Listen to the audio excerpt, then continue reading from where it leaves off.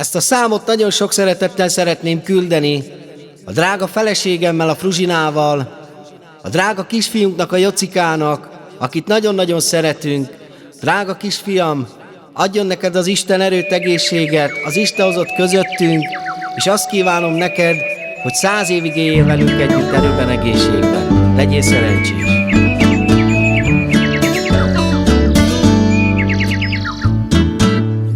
Reggel no csak ki ébreszt fel, valaki játszik velem.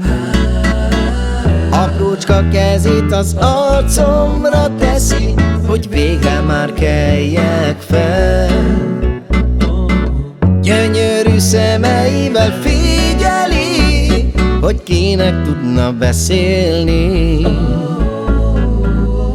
Átölel és megfogja a kezem, az életemnek értelme. Kicsi Jocika, olyan jó, hogy vagy nekünk, veled minden nap boldogság az életünk. Édes kicsi kincsünk, te vagy a mi szerelmünk, a mi kicsi hercegünk. Kicsi Jocika, olyan jó, hogy vagy nekünk, veled minden nap boldogság az életünk. Édes kicsi kincsünk, te vagy a mi szerelmünk, a mi kicsi hercegünk. Gyönyörű mosolyával rám nevet, biztos szeretne már valami.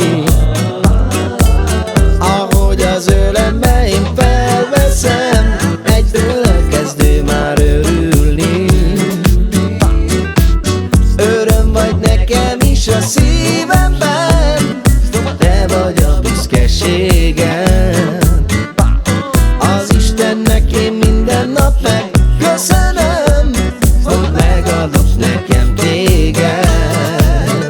Kicsi Jocika, olyan jó, hogy vagy nekünk, veled minden nap boldogság az életünk.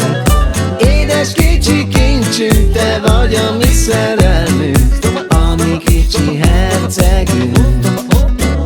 Kicsi Jocika, olyan jó, hogy vagy nekünk, veled minden nap boldogság az életünk.